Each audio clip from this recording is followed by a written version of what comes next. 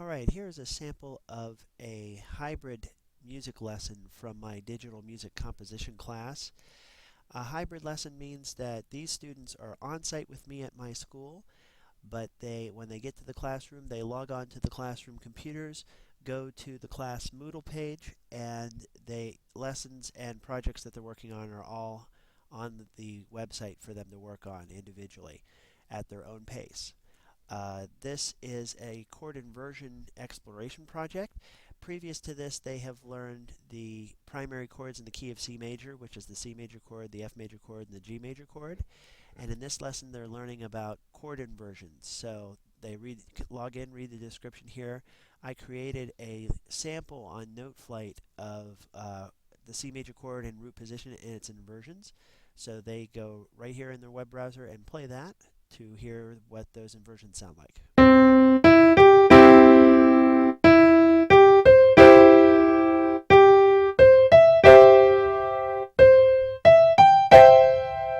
Okay.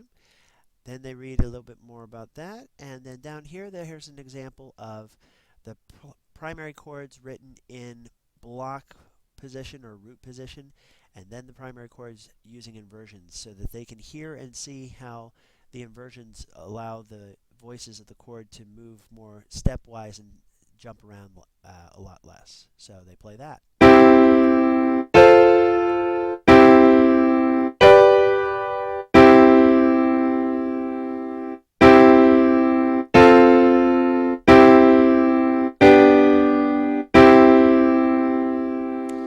And I apologize for the volume on the NoteFlight. I turned it down on this website, but it still is kind of loud.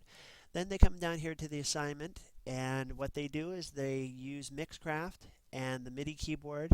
The first thing they have to do is play the primary chords into MixCraft using the MIDI keyboard in real time, so that means they can't just click the correct notes into the piano roll.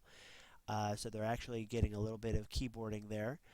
Then they take the first 4 chords of that chord progression and create a loop for it, and then use that loop to fill up 8 measures, and then they put the C major chord on the end to resolve everything, and then they play that back and create their own original melody using notes from the C major scale.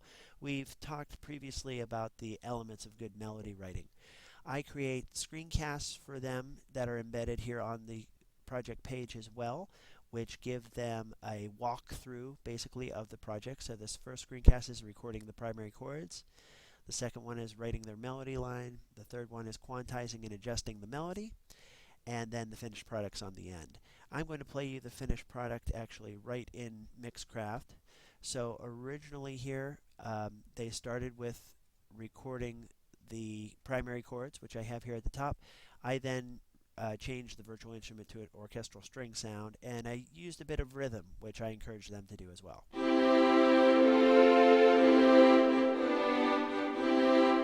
then they created a loop of that and looped it. Then they play that back and improvise the melody. And I teach them how to slow the tempo of the project down, play it at a slower tempo so that they can perform that more accurately, and then they can always speed it up later. So here's the melody I wrote with a clarinet sound.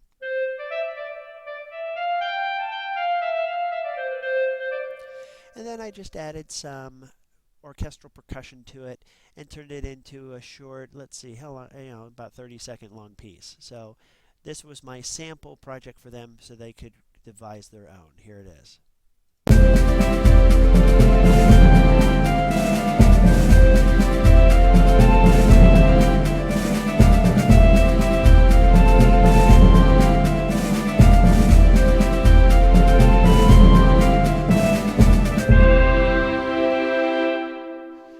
So that is an example of a hybrid lesson using music sequencing software and web-based tools to teach students about chord inversions. This class is a new one at my school this year, and we're actually going to be opening up to the rest of my school for the off-site students who are taking coursework online only, and this course will be available to them as well.